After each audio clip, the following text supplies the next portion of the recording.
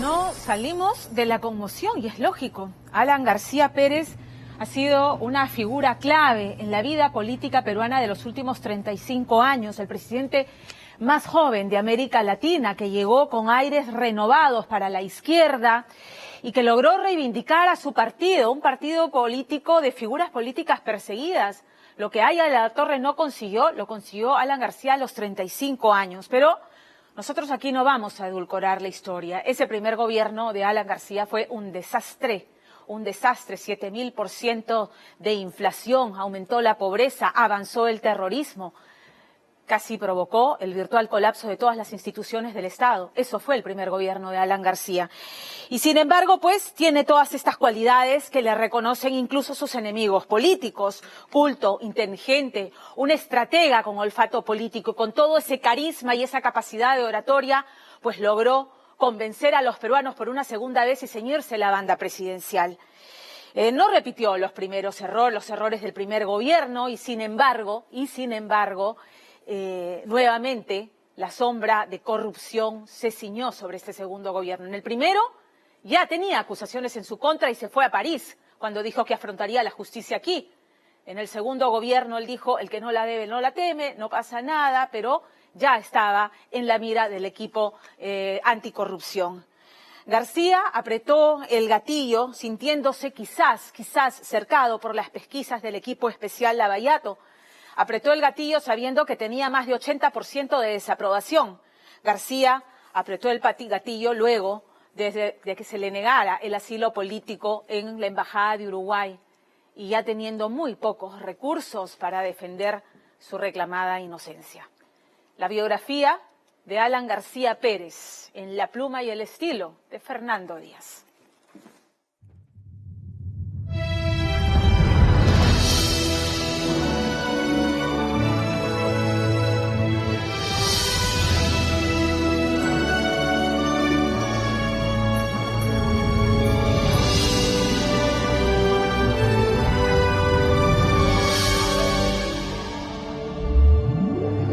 Si la muerte llega, bienvenida sea la muerte. ¿Es decisión de Dios?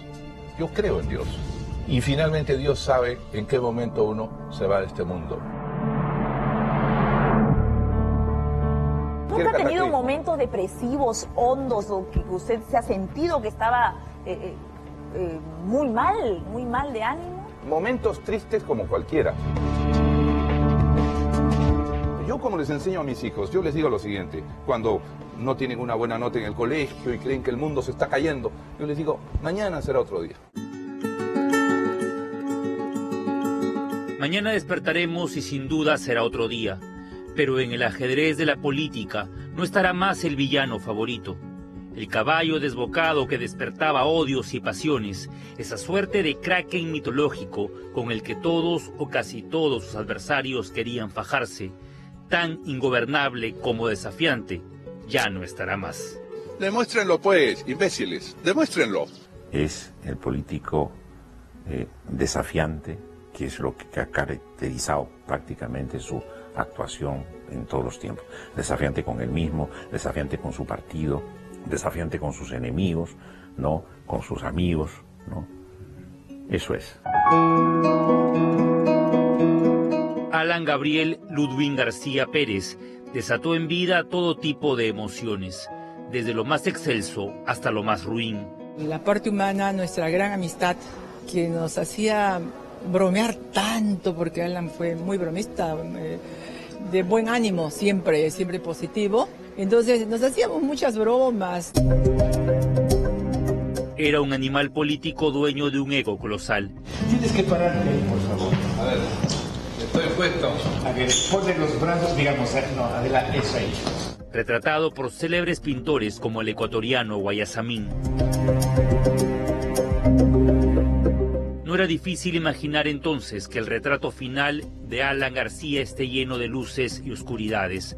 Ha partido por mano propia el político de cuna, el intelectual de fuste, el coloso de memoria prodigiosa, pero también el presidente que dejó en toda una generación amamantada con leche Ensi, que padeció las colas, la hiperinflación, la estatización de la banca, el dólar MUJ, el escándalo de los Mirage, Tralima y el tren eléctrico, el terrorismo, vaya si García no acapararía portadas hasta después de muerto. Los políticos son muy de gestos, son muy histriónicos, cuentan una historia. Ellos son muy conscientes que tienen un relato y el relato tiene que tener un buen remate. La historia me absolverá, una frase del dictador cubano Fidel Castro que Alan García terminó haciendo suya para resumir estos 69 años de vida del 2 veces elegido presidente del Perú.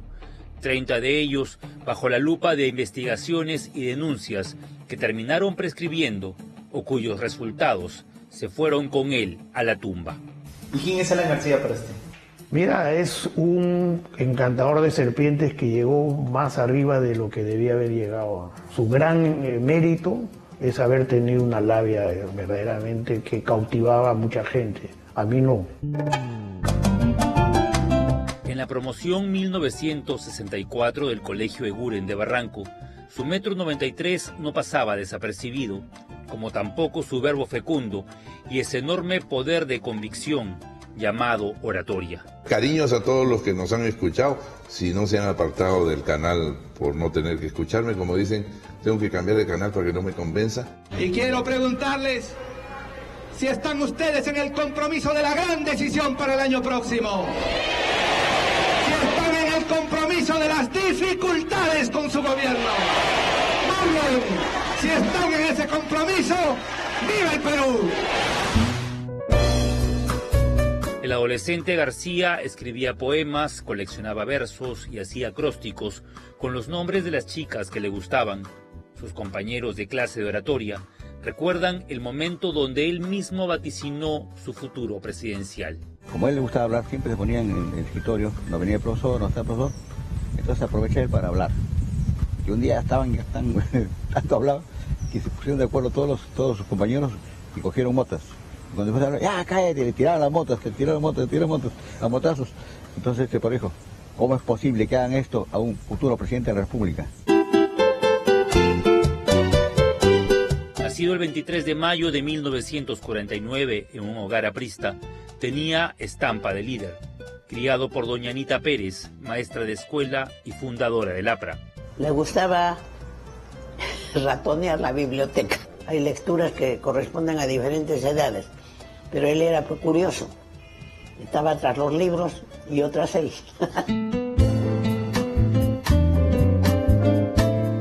García conocería a su padre pasados los 5 años de edad, cuando Carlos García Ronceros, secretario del APRA, salió libre tras años de encierro. Cuando lo conoció le decía señor García. Señor García. El otro le decía soy tu papá, pero no había ese entendimiento, esa relación, porque por la ausencia de tanto tiempo. En varias entrevistas, el expresidente habló de esa relación padre-hijo que sin duda terminó marcándolo. Mi padre, que ya era muy mayor, lo vi poco durante mi presidencia. Y en los 2 años restantes que me quedé, lo vi poco, ¿no? Creo que debía hacer muchas cosas por él y darle mucho cariño, pero no pude y hice mal. Nita le enseñó la música clásica, quería verlo convertido en estrella del bel canto, de pie en el escenario de la Scala de Milán, pero la vida solo le permitió un dúo con doña Florinda, entonando el aria "Oh mío, bambino caro".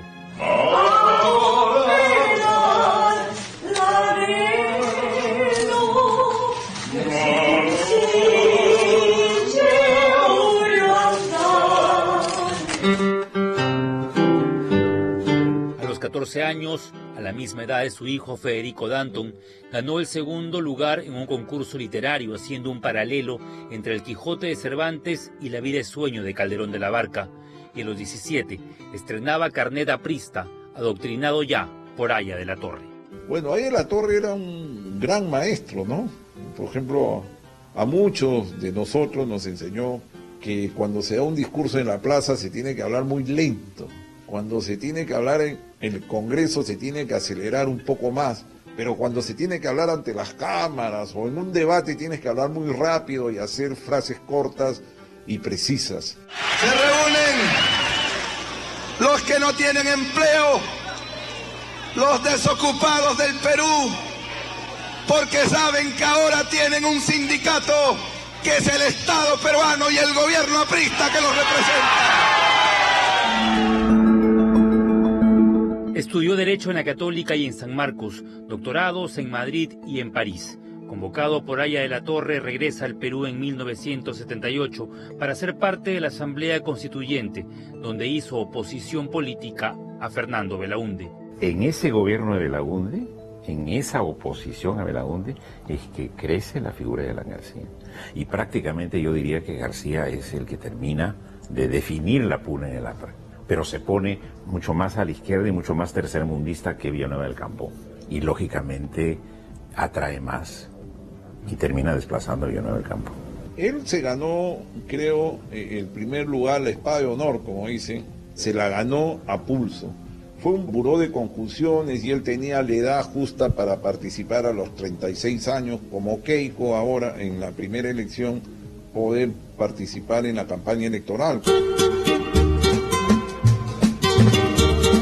Dicen que ganó gracias al voto de las mujeres que vieron en Alan al candidato galán. La hemorragia verbal versus la parsimonia de Alfonso Frejolito Barrantes, candidato de la izquierda que terminó retirándose en la segunda vuelta. El Perú tenía al presidente más joven elegido democráticamente. El presidente más joven en la historia del Perú fue Salaverry, que fue fusilado a los 30 años. Alan García, a los 36 años, se hace presidente, tiene un gobierno terrible, ¿no? Con problemas internos y externos, externalidades como el terrorismo y el entusiasmo juvenil y una indefinición política lo lleva pues a algunas medidas polémicas como la confiscación de la banca que no resultó. Del 85 al 90, Alan García se encargó de hacer trizas la economía. Renuncia al pago de la deuda externa, creyéndose un líder del tercer mundo al nivel de Gandhi, Gaddafi o el nicaragüense Daniel Ortega. Creyó mucho en lo que era este afán del liderazgo tercermundista de desafiar a las fuerzas imperialistas de ese momento. Rompió palitos con el sistema financiero internacional y entramos en la debacle económica y financiera, ¿no? Que fue un momento muy duro para el Perú. Rechazamos continuar endeudándonos para pagar deudas anteriores y ratificamos nuestra decisión de asignar el 10% de las exportaciones, es decir, solo $1 de cada $10 provenientes de ellas, al servicio de la deuda. Las heridas del primer gobierno de García están aún en la generación de los 80, que tuvo que emigrar en hordas de un país invivible, donde la leche costaba miles de intis, donde no había arroz, ni azúcar, ni pan. El nuevo pan popular, de más alto valor nutritivo y de menor precio que los ya conocidos, llegó hoy a los hogares peruanos. Se ha dado una disposición para que la harina del pan popular tenga un poco más de elementos nutrientes.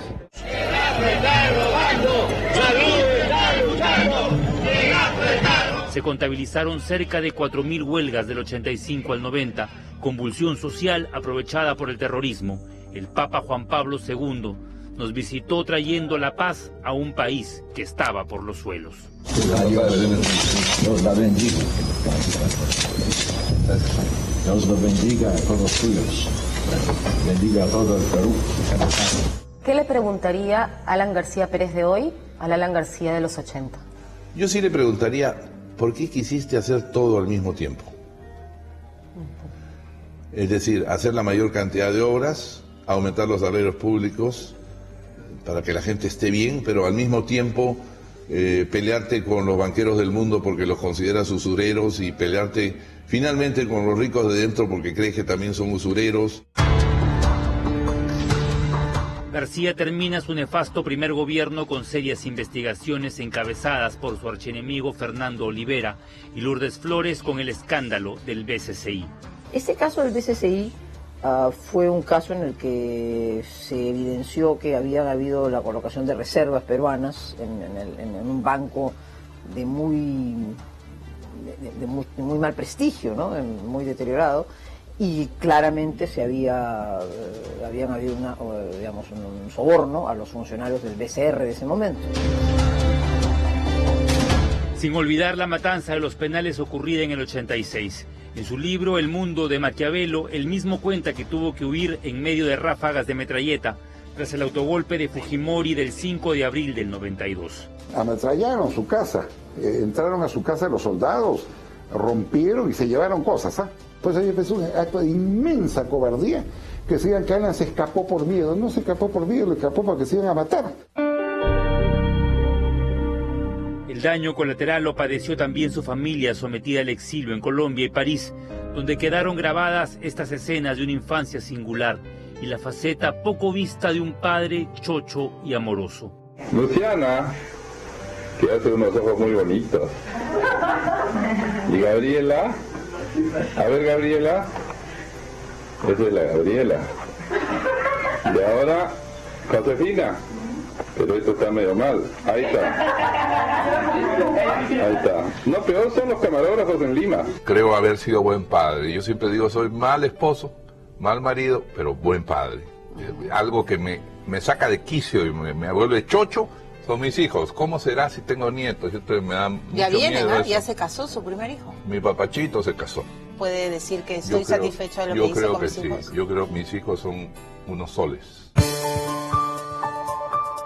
La caída del fujimorismo lo devolvió a la patria y demostró que los peruanos podemos tropezar varias veces con la misma piedra. Él regresa en 2001 con un mensaje también incluso memorable en el que recita un verso de Calderón de la Barca y enardece a la audiencia en ese entonces.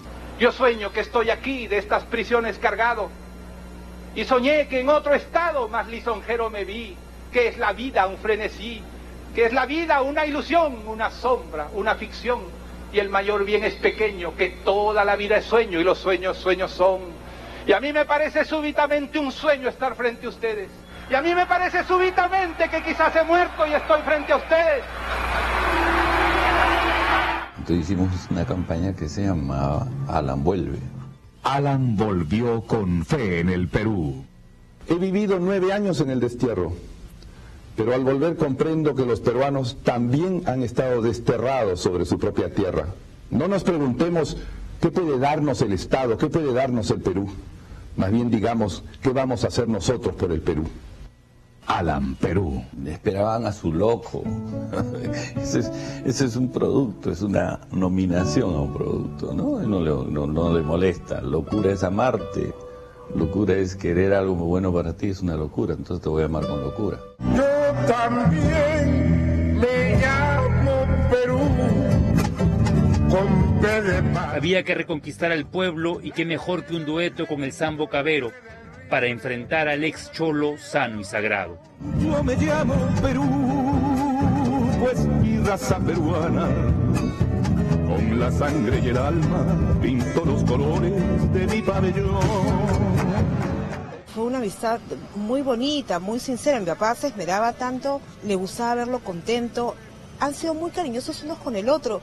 Inclusive cuando el doctor García venía de viaje siempre le traía una corbata bonita. Siempre tenía un detalle lindo con mi papá. Al histriónico Alan le gustaba bailar. Lo hizo con Viviana Rivas Plata y con Gisela. Si el enemigo me tiende la carrera, también me digo que no se mortifique. Escuchen con atención esto. He sabido que te vas a casar. Pero también cantaba valses, rancheras y boleros. Fue amigo de Jesús Vázquez y de Polo Campos. García le gustaba mucho, por ejemplo, la música criolla. Cada vez que escuchaba a Hilda, tenía ganas de llorar. Hilda. Hilda, con sinceridad.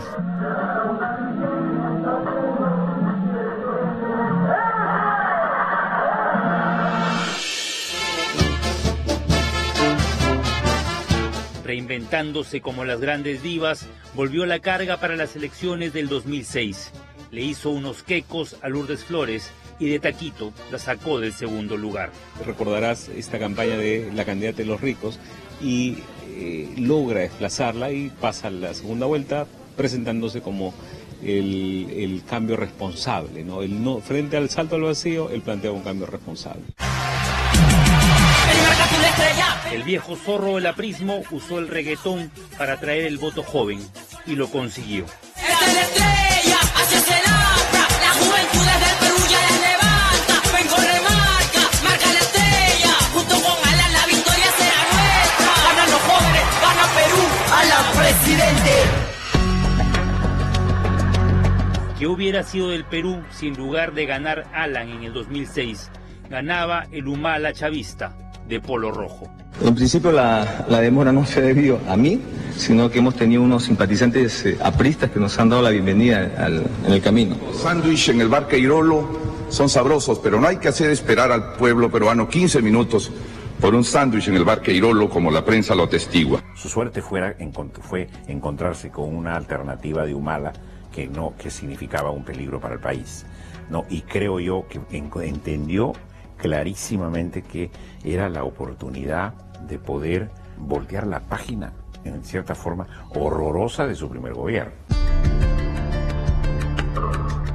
Tendió puentes en el sistema comercial, aprobó todos los TLC, abrió inversiones e inauguró el tren eléctrico, pero en contra tuvo los petroaudios, los narcoindultos y la violencia del baguazo.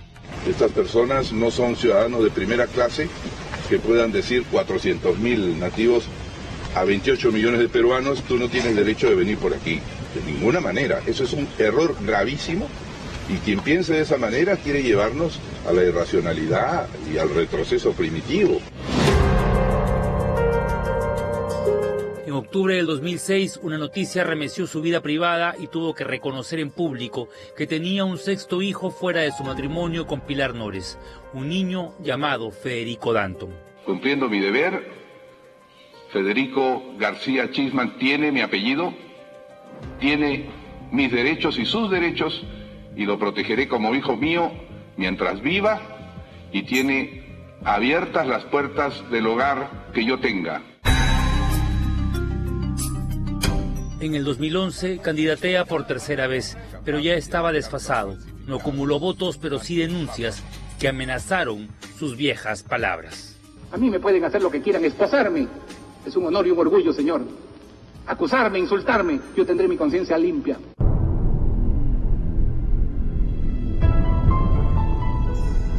El hombre que acuñó la frase "el que no la debe, no la teme", y que solía desafiarlo todo bajo el telón de una manera violenta. El tótem del aprismo apagó la luz sin saber el final de su historia. ¿Cuál podría ser el epitafio en la lápida de García? Otros fueron detenidos, él no.